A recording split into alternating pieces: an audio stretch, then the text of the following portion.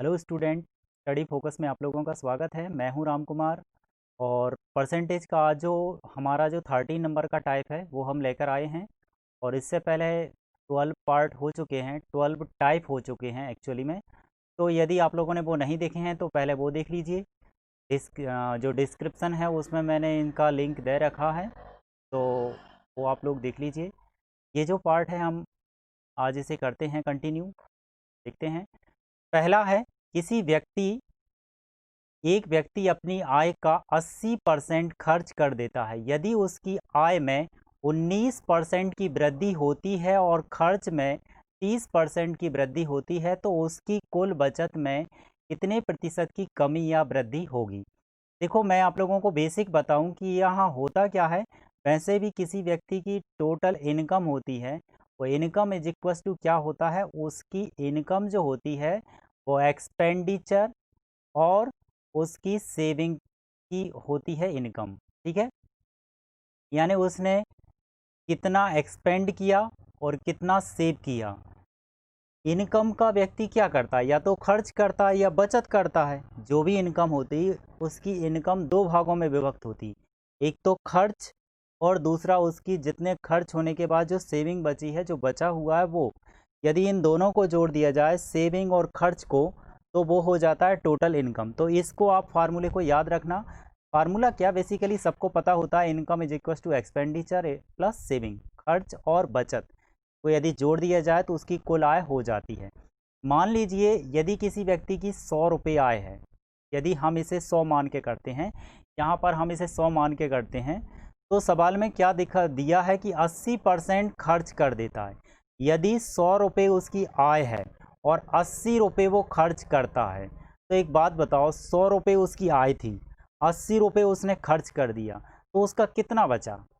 Obviously 20 बचा होगा। ठीक है, यही।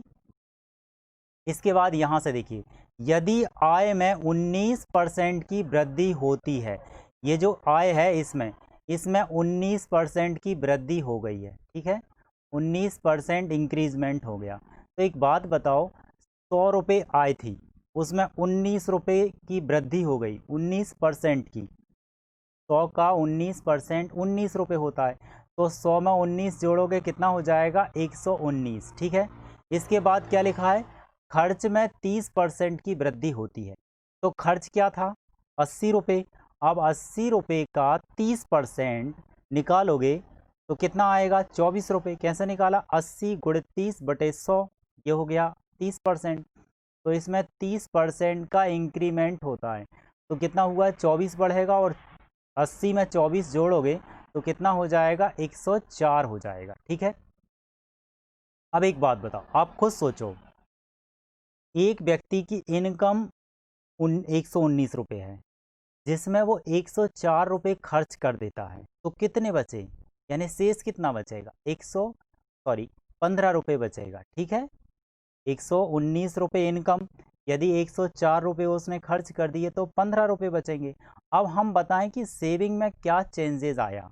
पहले 20 था, अब हो गया 15, यानी कितनी घट गई है सेविंग, 5 घट गई है। ठीक है, 5 से डिक्रीमेंट हो गया खर्च, जो सेविंग है उसकी 5%। अब इसे कितने परसेंट है, तो यहाँ परसेंट निकालोगे, यानी सेविंग में क्या चेंजेस हुआ है, तो सेविंग का 5 चेंजेस हुआ है, परसेंटेज निकालोगे तो।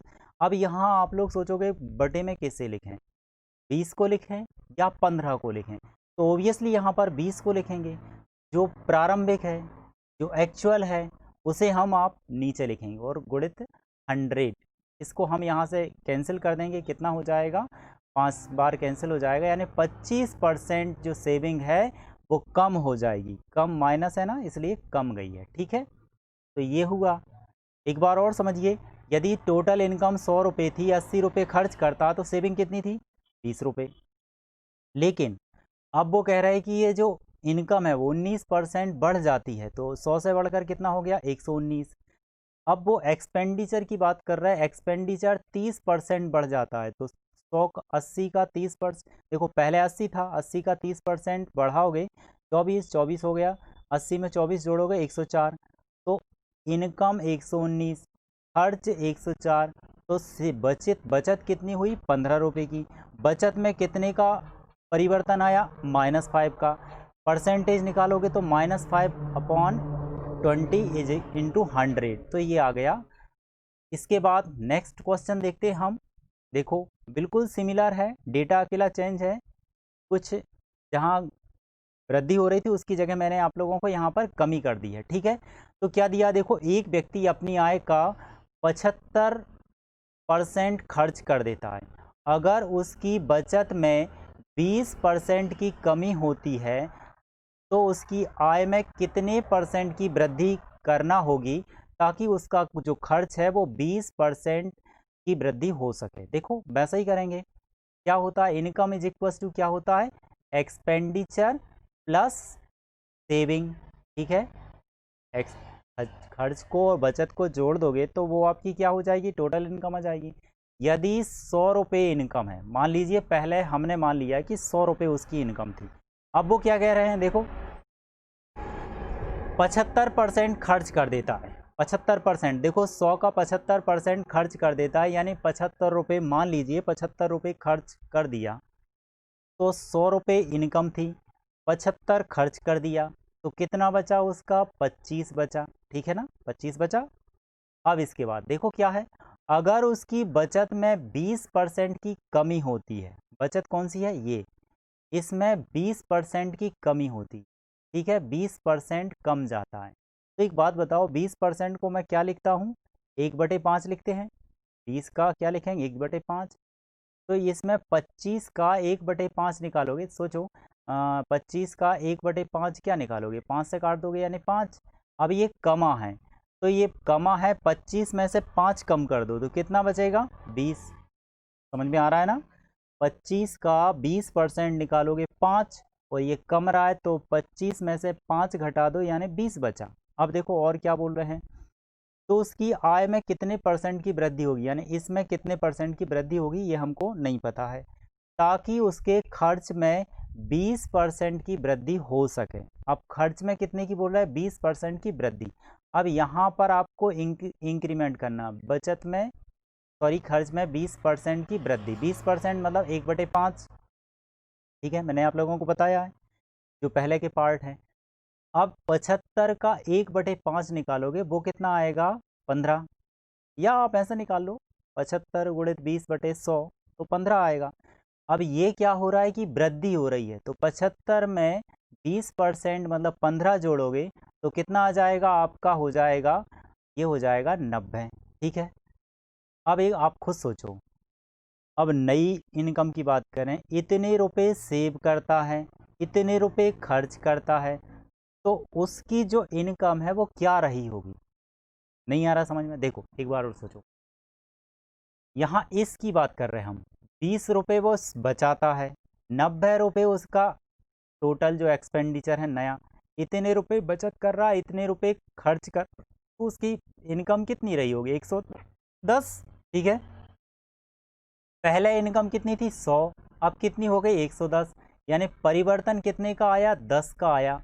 परसेंटेज में निकालें तो परसेंटेज, इनकम परसेंट निकाल रहे हैं आप, इनकम का परसेंटेज निकाल रहे हैं, तो 10 बटे, बटे में कैसे लिखोगे, प्रारंभिक इनकम, क्योंकि तुलना हम प्रारंभिक इनकम से कर रहे हैं, मतलब 100 रुपये पहले थी, अब हो गई 110, तो उससे ही तुलना करते हैं हमेशा प्रारंभिक से।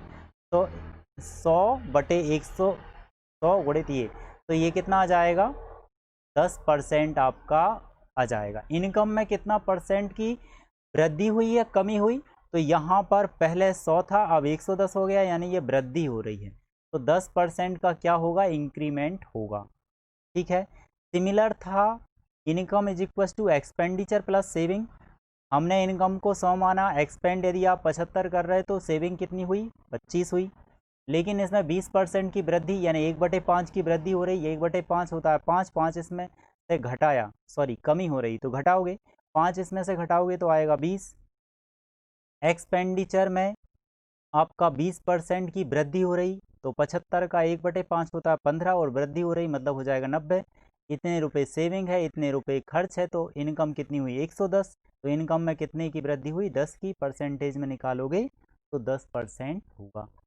नेक्स्ट देखो, एक व्यक्ति अपनी आय और व्यय का अनुपात 12:7 है, अगर उसकी आय में 8.33% की वृद्धि होती है, जिससे बचत में 40% की वृद्धि होती है, तो उसके कुल खर्च में कितने प्रतिशत की वृद्धि होगी या कमी होगी। चलिए वैसे ही करना है हमको, उसी लॉजिक के साथ करना है। आपको क्या पता है, हमको ये पता है कि इनकम क्या होती है, इनकम होती है एक्सपेंडिचर प्लस सेविंग, यानी किसी व्यक्ति की जो आय होती है वो खर्च और बचत को जोड़ दो तो वो होती है इनकम। देखो यहाँ पर क्या दिया है, यहाँ जो आय आय दी है 12 और बचत व्यय दिया है, व्यय मतलब खर्च दिया है 7, ये हमको ये दिया है, ये हमको नहीं दिया। ठीक है, इसे हम 1200 और 700 मानकर भी कर सकते हैं। मेरे ख्याल से इसका कोई ख़ास यूज़ नहीं है, करो तो कर सकते हो उससे। देखो एक आप यहाँ पर लॉजिक लगाओ, 12 रुपये इनकम थी, ठीक है ना, 12 रुपये इनकम थी, 7 रुपये खर्च है, तो बचत कितनी हुई, मतलब 7 रुपये खर्च कर देता है, 12 में से 7 रुपये खर्च कर देता है, तो बचत कितनी की हुई, 5 की हुई बचत। अब देखो, अब हम क्या पढ़ते हैं आगे, देखो अगर उसकी आय में 8.33 यानी 8.33% की वृद्धि होती है, देखो 8.33 का मतलब होता है 1/12%, ठीक है, तो इतने की क्या हो रही है, वृद्धि हो रही, यानी इसमें जो वृद्धि हो रही है, इसमें हो रही है 1/12% की वृद्धि। सोचो 12 का 1/12% निकालोगे, 12 का 1 मतलब ये परसेंट में नहीं होता, सॉरी 8.33% है और इसका मतलब होता है 1/12, तो 12 का 1/12 क्या होता है, 1, तो 1 की वृद्धि हुई है, यानी पहले 12 था तो अब कितना हो गया आपका, 13 हो गया, ठीक है, पहले 12 था अब हो गया 13। आगे बढ़ते हैं, जिससे उसकी बचत में 40% की वृद्धि हो जाती है। देखो 40% को हम क्या लिखते हैं, 40% को हम लिखते हैं 2/5, ठीक है, 2/5 इतने की वृद्धि हो रही है, किस में हो रही है, बचत में, बचत कहाँ है, ये इसमें वृद्धि हो रही है, ठीक है, इसमें 40% यानी इसमें 2/5 की वृद्धि हो रही है। देखो 5 का 2/5 निकालोगे कितना आया, 2 आएगा, और 2 की वृद्धि हुई है, तो 5 में यदि 2 की वृद्धि कर दो तो कितना हो जाएगा, 7। अब यहाँ जरा यहाँ दिमाग लगाना आप यहाँ पर, ठीक है, सोचो 13 रुपये इनकम है, 7 रुपये बचत है, कोई व्यक्ति 13 रुपये कमाता है और 7 रुपये बचत कर लेता है, तो उसने खर्च कितना किया है, तो उसने खर्च कितना किया होगा, ओबियसली उसने कितना किया होगा, ये 6 रुपये किया होगा, क्योंकि 6 और 7 तभी तो जाके 13 होंगे ना, तभी तो उसकी इनकम बनेगी ना 13 रुपये, 7 रुपये बचत, 6 रुपये खर्च, यानी टोटल इनकम हो गई 13। अब वो क्या पूछ रहे हैं वो देखो, वो ये कह रहे हैं कि उसके कुल खर्च में कितने प्रतिशत की वृद्धि हुई या कमी हुई। देखो पहले खर्च था 7, अब खर्च हो गया 6, कमी हुई या वृद्धि हुई, तो ओबियसली यहाँ पर कमी हुई है, कितने की कमी हुई है, 1 की कमी हुई है, ठीक है। अब हम यदि ये पूछें कि एक्सपेंडिचर परसेंटेज निकालो, तो कमी कितने की हुई, 7 से हो गया 6, मतलब 1 की कमी हुई। परसेंटेज निकालने के लिए प्रारंभिक एक्सपेंडिचर को हम नीचे लिखते हैं और गुणित 100 कर देते हैं, तो ये कितना होता है, 14.28, ये आप लोग जानते होंगे, ठीक है, तो ये हो गया, सरल था मेरे ख्याल से। आप उस लॉजिक को याद रखेंगे तो कुछ भी पूछा हो, इनकम में परसेंटेज पूछा हो, एक्सपेंडिचर में पूछा हो या सेविंग में पूछा हो, आपको क्या करना है, पहले इनकम कितनी थी बाद में इनकम कितनी है, अंतर निकालो। एक्सपेंडिचर की पूछें तो पहले एक्सपेंडिचर कितना था बाद में कितना है, निकाल लो। सेविंग पूछें तो अभी आप पहले कितना था बाद में कितना हो गया, अंतर कितना है, निकाल सकते हो। चलिए नेक्स्ट क्वेश्चन है, यदि आय और बचत का अनुपात 25:9 है, यदि तो हम क्या करते हैं, इनकम क्या होती है, इनकम इज इक्वल टू क्या होता है, एक्सपेंडिचर प्लस सेविंग, यही होता है, आप जानते ही हैं। तो यहाँ क्या दिया है, आय में और बचत में, यानी आय कितनी थी 25 और बचत कितनी है, यहाँ पर एक्सपेंडिचर नहीं दिया, बचत दिया 9। अब आप खुद सोचो, ज़रा लॉजिक लगाओ यहाँ से, सवाल को आगे पढ़ने से पहले यहाँ पर लॉजिक लगाओ। एक व्यक्ति 25 रुपये कमाता है और 9 रुपये बचत कर लेता है, सोचो उसने खर्च कितना किया होगा। ठीक है, ओबियसली उसने 16 रुपये खर्च कर दिए, जब तो 25 रुपये उसकी इनकम है। 25 रुपये इनकम, 9 रुपये बचा लेता है, इसका मतलब है कि 16 रुपये कहाँ गए, खर्च कर दिए उसने, तो ये हुआ। अब इसके बाद हम क्या करते हैं, देखो आगे पढ़ते हैं। बचत में 1/3 भाग बढ़ा दिया जाता है, बचत को है ना 1/3 भाग बढ़ा दिया जाता है, जो सेविंग है ना ये 1/3 भाग बढ़ा दिया जाता है। तो आप खुद सोचो 9 का 1/3 क्या होता है, 9 का 1/3 होता है 3, तो 9 में 3 बढ़ाओगे, ये बढ़ा रहे हैं तो कितना हो जाएगा, 9 में 3 ऐड करोगे कितना हो जाएगा, 12 हो जाएगा। ठीक है, 9 में, और आप देखें और क्या दिया है, और खर्च में 25% की वृद्धि हो जाए, यानी इसमें 25% की वृद्धि कर रहे हैं। ठीक है, 25% की वृद्धि कर रहे हैं, तो 25% का मतलब क्या होता है, 1/4, तो 16 का 1/4 कितना होता है, 4 होता है। ठीक है, तो पहले 16 था, अब उसमें 1/4 की वृद्धि हो गई, यानी कितना, 4 की वृद्धि हो गई, तो 16 से बढ़कर कितना हो गया, 4 बढ़ गया, मतलब हो गया 20। ठीक है, अब सोचो 12 रुपये बचा रहा है और 20 रुपये खर्च कर रहा है, इसका मतलब उसकी इनकम क्या रही होगी, सेविंग और एक्सपेंडिचर को ऐड कर दिया जाता है तो क्या आता है आपका, इनकम आती, यानी ये कितना हो गया, 32 यूनिट हो गया। ये यूनिट में आता है ना, या परसेंटेज कहो या यूनिट कहो। देखो इनकम में क्या अंतर आया, पहले इनकम थी 25, अब 25 से बढ़कर हो गई है 32, तो अंतर कितने का आया, 25 से बढ़कर हो गई 32, यानी अंतर आया 7 की वृद्धि हो गई, 7 यूनिट, तो 7 यूनिट की वृद्धि हो गई है। ठीक है, 7 यूनिट की वृद्धि हो गई है। लेकिन यहाँ देखो, यहाँ पर क्या दिया है, यदि उसकी आय में, देखो क्या लिखा, आय में 2100 रुपये की वृद्धि हो जाती, यहाँ परसेंटेज में तो 7 यूनिट की वृद्धि हुई है, लेकिन रुपए में कितनी हो गई है, 2100 की वृद्धि हो गई है उसकी। ठीक है, अब क्या निकालना, उसकी प्रारंभिक बचत उसकी प्रारंभिक इनकम निकालना, सॉरी यहाँ बचत नहीं, यहाँ पर इनकम की बात करेंगे, क्या आय, वैसे बचत भी निकाल सकते हो, बचत तो क्योंकि दिया है। चलो तो ठीक है, उसकी जो पहले की इनकम थी वो आपसे पूछा है, तो यहाँ पर 7 यूनिट की वैल्यू कितनी है, 2100 रुपये, तो 1 यूनिट की वैल्यू कितनी आ जाएगी, 1 यूनिट की वैल्यू आ जाएगी 2100 बटे 7, ये कितना हो गया 30, ये हो गया आपका 300 यूनिट आ गया है।